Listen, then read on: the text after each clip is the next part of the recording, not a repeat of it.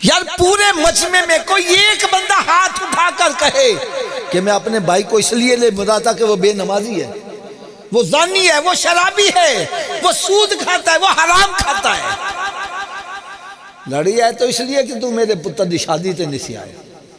یار یا تو یہ واقعہ غلط ہے میری جھولی میں ڈال دو، میں سب کے سامنے معذرت کروں گا، اور اگر واقعہ سچا ہے تو پھر ہمیں کرنا کیا چاہیے؟ یار صبح ہی جا کر سارے رشتہ داروں سے صلح کرو۔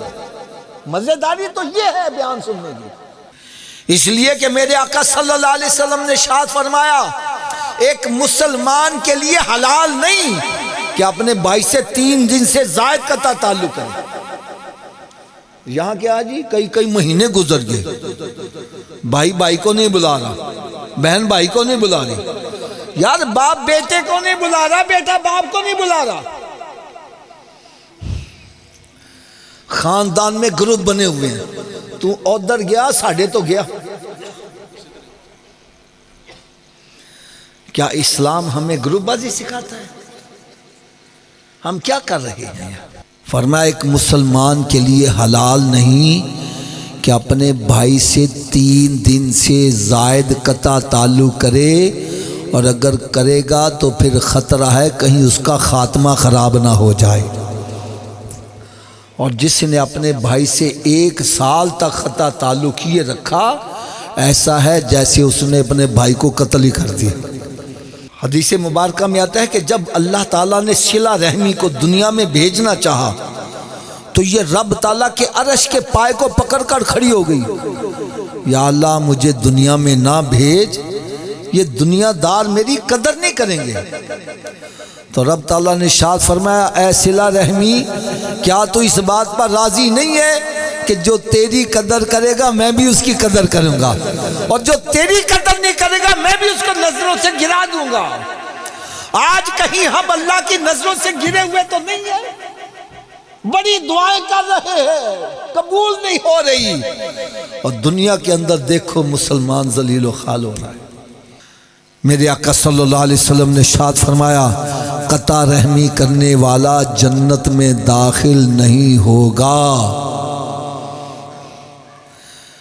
اچھا صلہ رحمی ہے کیا چیز؟ صلہ رحمی پتہ کیا سمجھتے ہیں؟ ایک بندے دے 4 بھرا، دونوں ملتا ہے دونوں نہیں ملتا، میں کہا یار 4 تیرے بھرا نے 4 کیوں نہیں ملتا؟ وہ کہتے ہیں جی 2 میں نہیں ملتے، میں بھی ملتا ہوا، 2 نہیں ملتے میں نہیں ملتا۔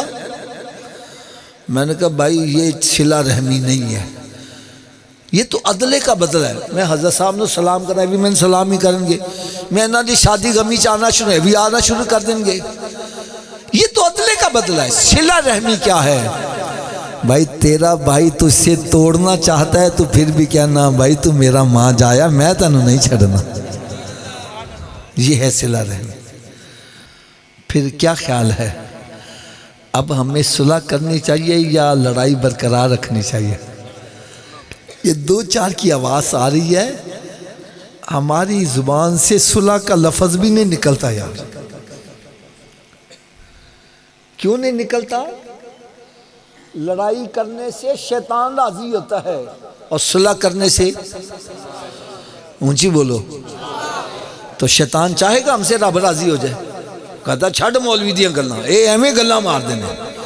میں اپنے چھوٹے بھرا نوں پڑھایا لکھایا، انہوں کاروبار کر کے دیتا، وہ دی شادی کی تھی، انہوں مکان بنا کے دیتا، میرے سامنے کھلو جائے میں کیویں معاف کر دیں؟ یہی ہے نا گلا شکوہ۔ تو بھائی میں ہاتھ باندھ کر ایک بات کہوں گا، ٹھیک ہے آپ نے اپنے بھائی کو پڑھایا بھی لکھایا بھی، اس کو کاروبار بھی، اس کی شادی بھی کر دی، اس کا اجر بھائی سے لینا کہ رب سے لینا؟ اونچی بولو۔ تو پھر بھائی سے لڑائی کاہے کی ہے؟ اگر ہم نے اجر رب سے لینا ہے تو پھر تو لڑائیاں سب ختم۔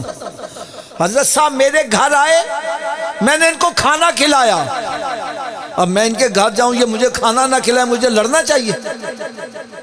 اور بھائی میں نے ان کو کھانا کھلایا، میں نے اس کا اجر ان سے نہیں لینا، رب سے لینا ہے۔ اب یہ مجھے دھکے بھی مارے، میں ان سے لڑنا نہیں ہے، کیونکہ میں نے جو کچھ کیا اللہ کی رضا کے لیے کیا۔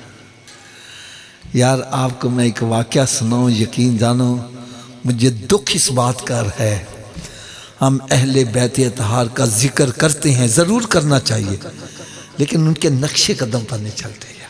آپ نے ایک نام سنا ہوگا، امام زین العابدین، سنا ہوا ہے، رضی اللہ تعالیٰ عنہ۔ یہ وہ ہستی ہیں جن سے سیدوں کی نسل چلتی ہے۔ میدان کربلا میں جتنے سید شہزادے تھے سب شہید ہو گئے، صرف ایک شہزادہ بچا ہے جس کا نام ہے امام زین العابدین رضی اللہ تعالیٰ۔ اور آپ واقعہ کربلا کے بعد بڑا روتے تھے، بڑا روتے تھے۔ کسی نے کہا حضرت صاحب آپ اتنا روتے کیوں ہیں؟ تو آپ نے ارشاد فرمایا اگر تو اپنی آنکھوں سے میدان کربلا کا وہ منظر دیکھ لیتا تو آنسوؤں کے بجائے خون بہاتا۔ یار آپ کا ایک واقعہ سناؤں، یقین جانو میرا تو دل ہل گیا یار۔ آپ نے واقعہ کربلا کے بعد کیا کیا؟ آپ نے ایک مہمان خانہ بنایا اور مسافروں کی خدمت کیا کرتے تھے، مہمانوں کی، مسافروں کو کھانا پینا، روٹی کپڑا اور ان کو جناب رہائش کے لیے سامان دینا۔ تو سلسلہ چلتا رہا۔ ایک دن ایک وہ بندہ بھی آ گیا جس نے میدان کربلا میں شہزادوں کے جسموں پر گھوڑے دوڑائے تھے، شہزادوں کے جسموں کو اپنے گھوڑے کے ٹاپوں کے نیچے اس نے تکلیفیں پہنچائیں۔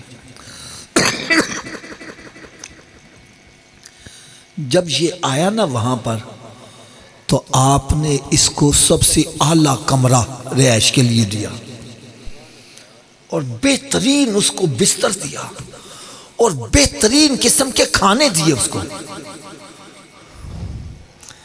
یہ اندر ہی اندر بڑا پریشان ہوتا جا رہا ہے، بڑا پریشان ہوتا جا رہا ہے کہ میں نے ان کے ساتھ کیا کیا، یہ میرے ساتھ کیا کر رہے ہیں۔ خیر وہ 2-4 دن رہا، ہر روز بہترین کھانا، ہر روز بہترین لباس، بہترین بستر، یعنی پروٹوکول۔ اور جب وہ جانے لگا 2-3 دن ٹھہر کے تو آپ نے اس کو بہت سارے تحفے نذرانے دیے، یہ بھی ساتھ لے جا۔ وہ اندر ہی اندر سے اس قدر اس کے ضمیر نے ملامت دی کہ تھوڑی دور گیا تو پھر واپس آ گیا۔ تو آ کے کہنے لگا حضرت صاحب کیا آپ نے مجھے پہچانا نہیں میں کون ہوں؟ فرمایا جب تو پہلے دن آیا تھا میں نے اسی وقت تجھے پہچان لیا تھا، تو وہی ہے جس نے ہمارے شہزادوں کے لاشوں کے اوپر گھوڑے دوڑائے تھے۔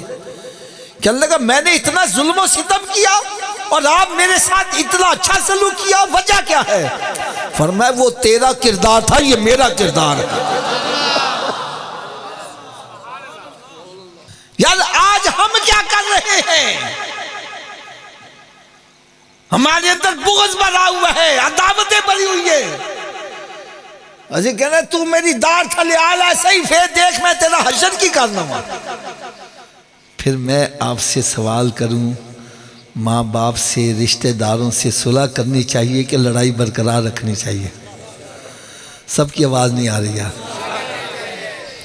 چلیں اگر صلح کے لیے آپ راضی نہیں ہوتے تو تھوڑا سا سودے بازی کر لیتے، اگر آپ کو سودا قبول ہو تو کر لینا صلح۔ کیا آپ کو یہ سودا قبول ہے کہ میرے آقا صلی اللہ علیہ وسلم نے ارشاد فرمایا جو صلح میں پہل کرے گا جنت میں بھی پہلے ہی جائے گا؟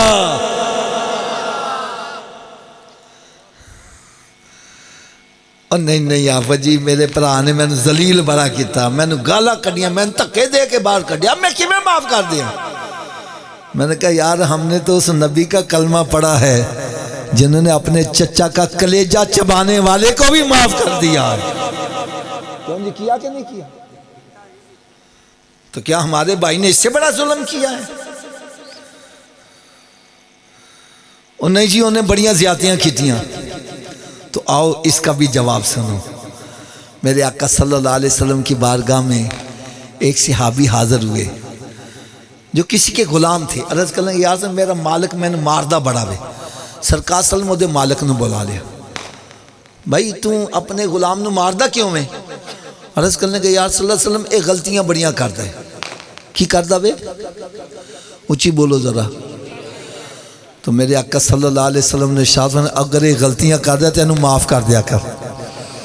کی کریا کر؟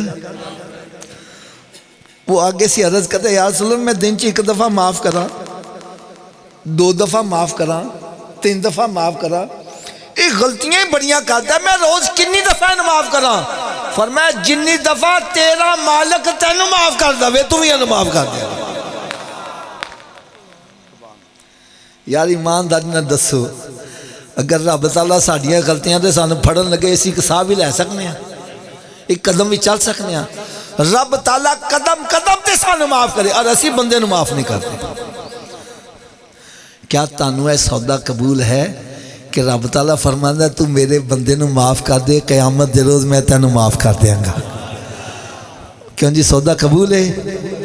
اگر قبول ہے تو پھر سارے ہاتھ کھڑا کر کے اچھی آواز نال انشاءاللہ دا نعرہ لاؤ کہ اسی اپنے سب نال صلح کر لواں گے انشاءاللہ تعالی، انشاءاللہ تعالی۔